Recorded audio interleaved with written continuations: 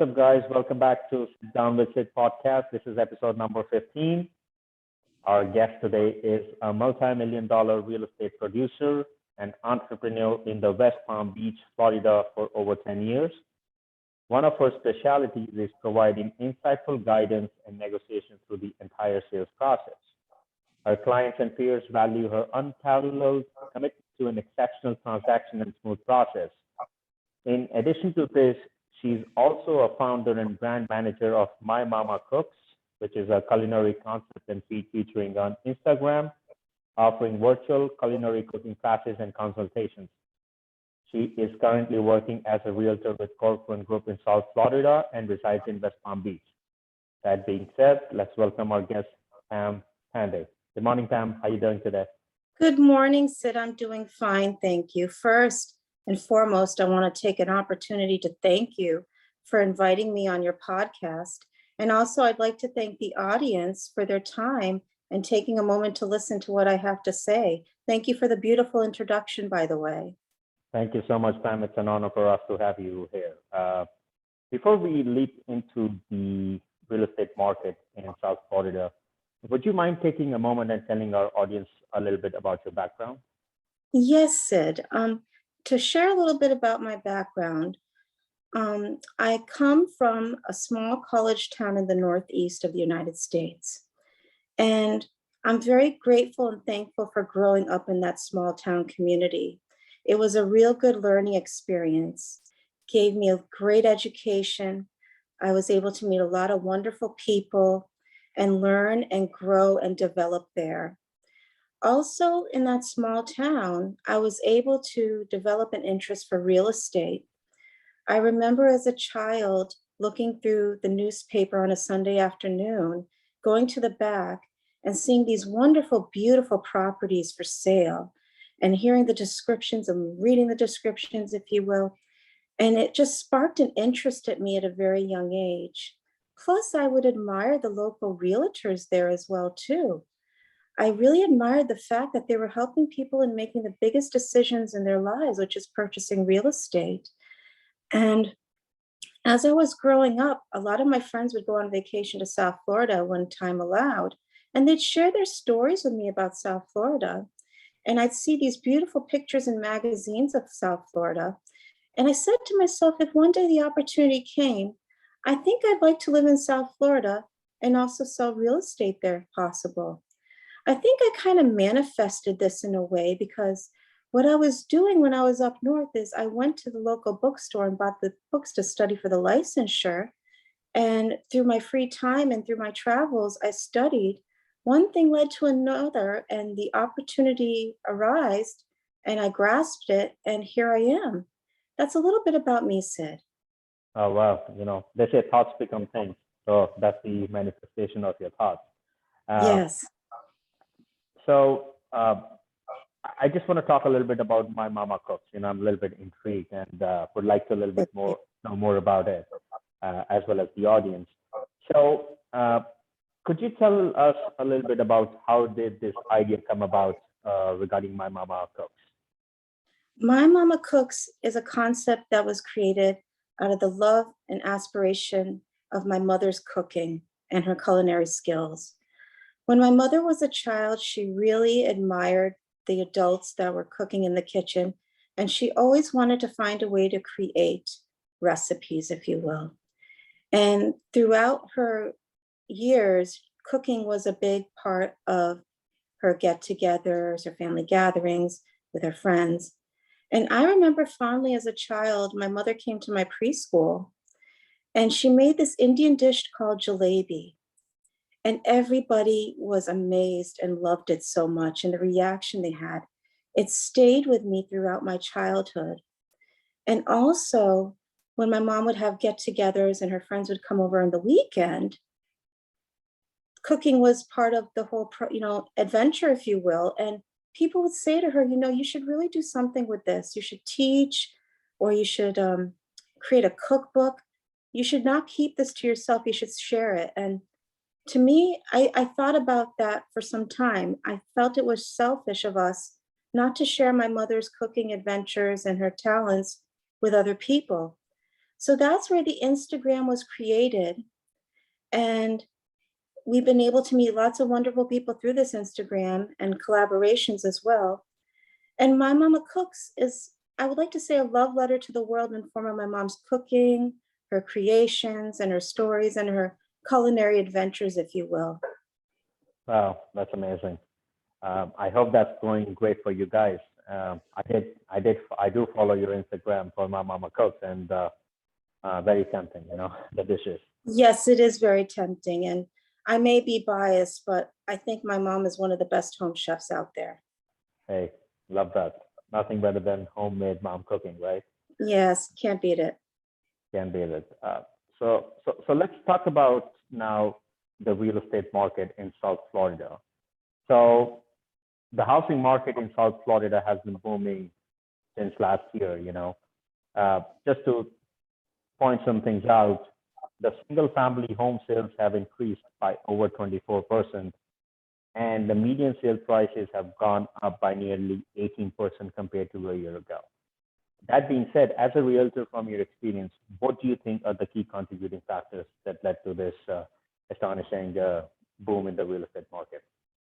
Well, Sid, I think some of the key contributing factors is people wanting a change and looking for a new direction, if you will, and reevaluating their situations. I think the pandemic opened people's eyes to what is occurring around them more. And with the opportunities to work at home and be in the home environment more, I think it's made people realize they want more out of their living environment and their workspace, if you will. And that's why I think Florida came on the radar, because Florida has a lot to offer. It has the sun, the sand, and the space, plus the palm trees, beautiful lifestyle, and also tax incentives as well, too.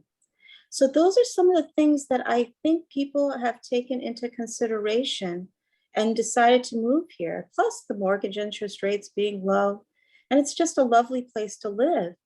And with everything that happened during the pandemic and continues to happen, I think that's why it makes Florida a very desirable place. Plus, in comparison to North and other regions, what you would spend on a home is completely different than what you'd spend on a home in South Florida, therefore making it economically feasible as well, too. A lot of things play into factor.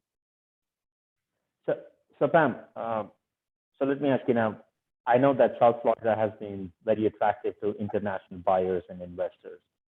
Besides the points you mentioned, is there anything else you think that makes it so attractive to foreign buyers and investors?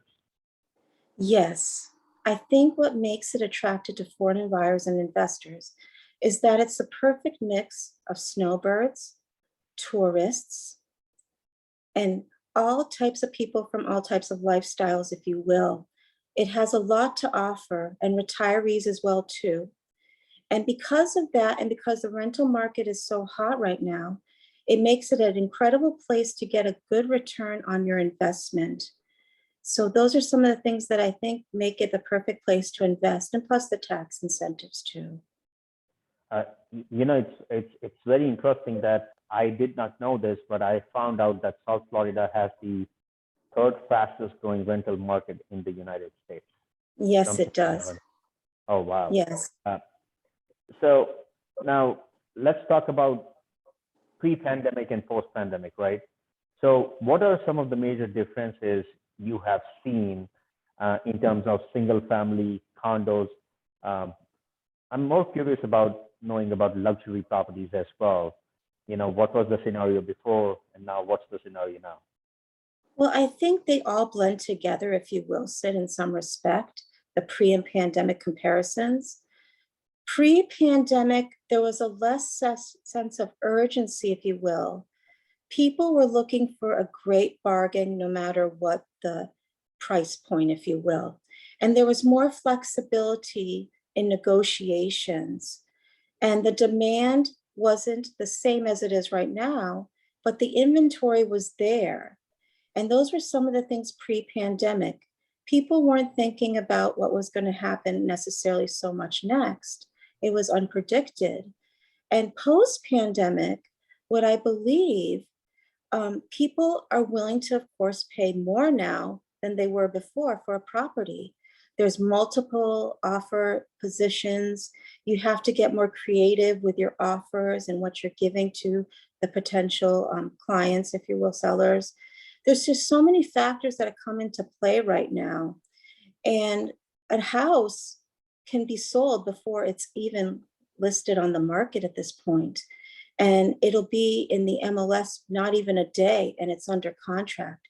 The whole scenario has changed, and it's made people have to think outside the box, if you will, and get more creative in the whole aspect.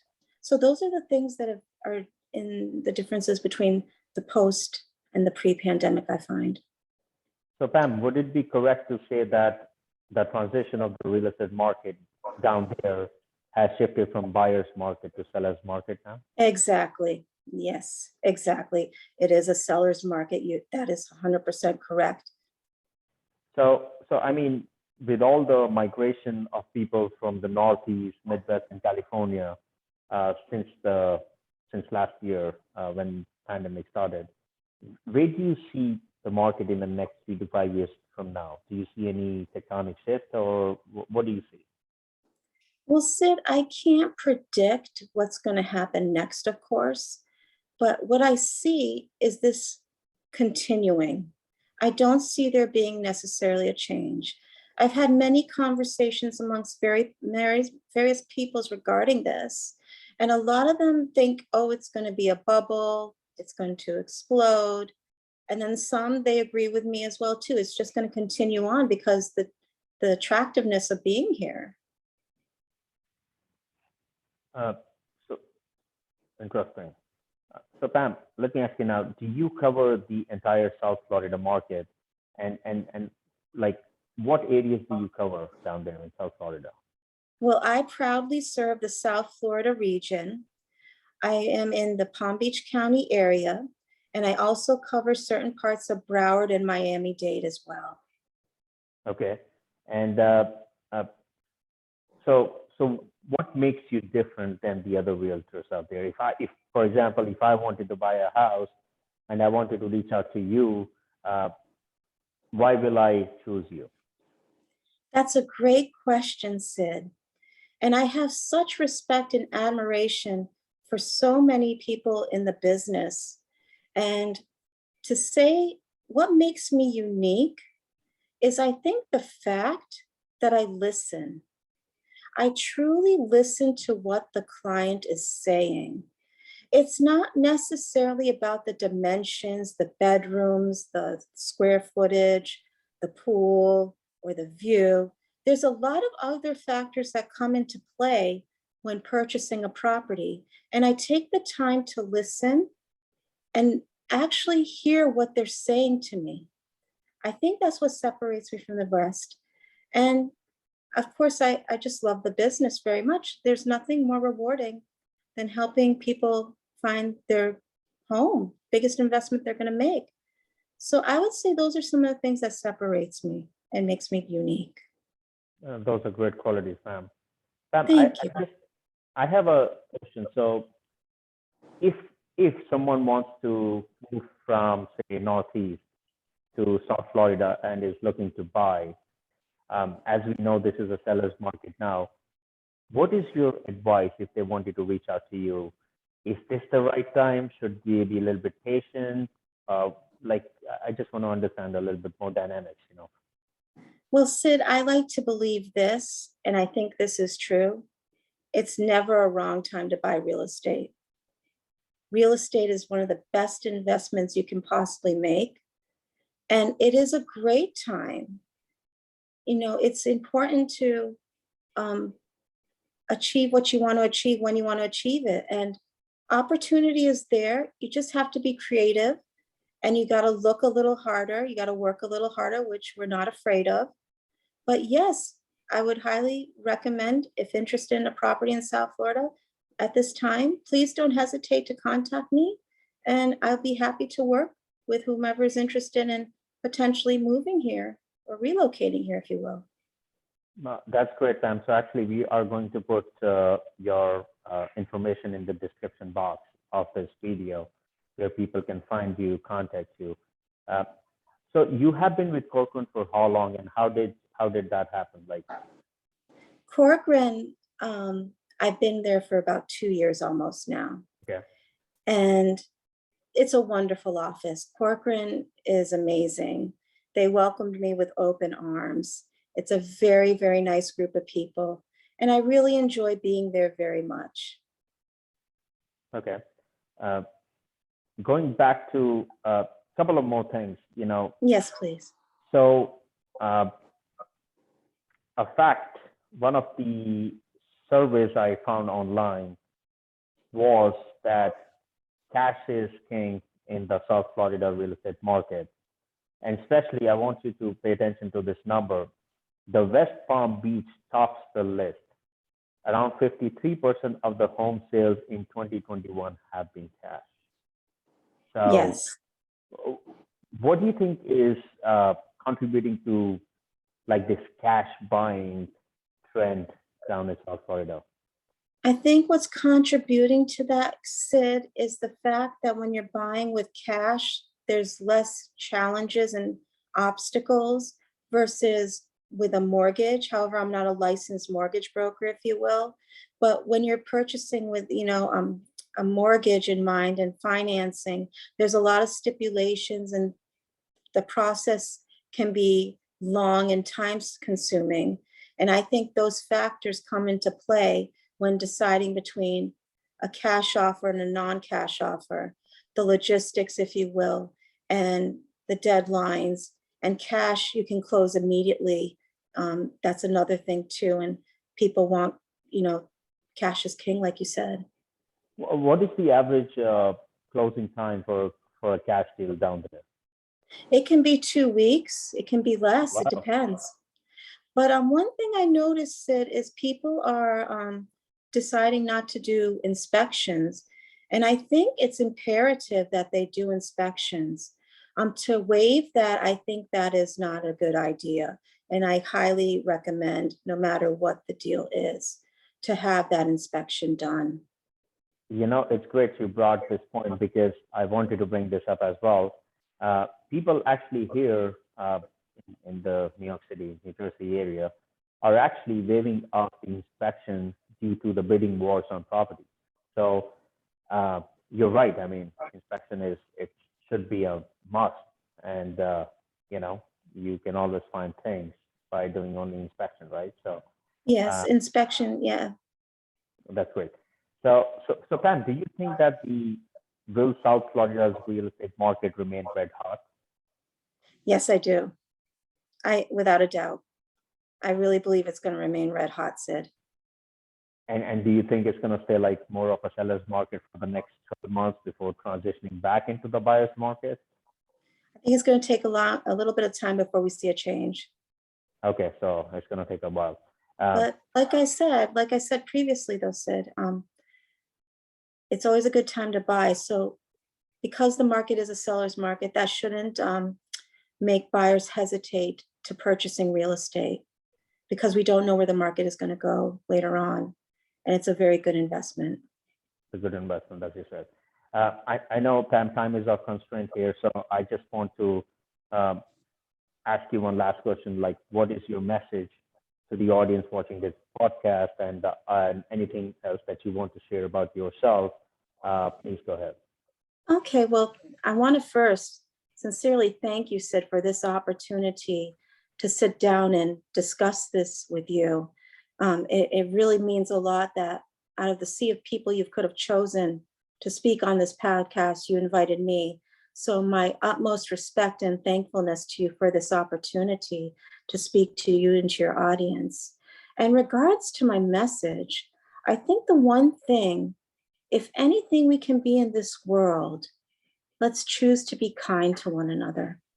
That's my message. Be kind. Choose to be kind. It's very important.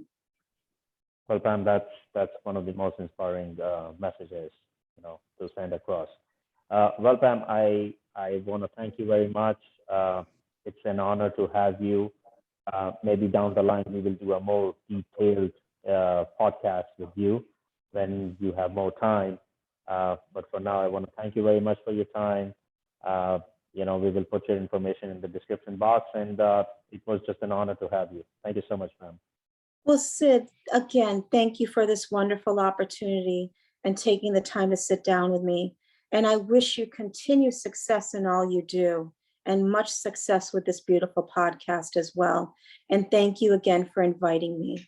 It's been an honor and a privilege. Thank you, ma'am. We wish the same for you. Thank you. Have a good day. Thank you. Bye. You too. Bye-bye. Bye-bye.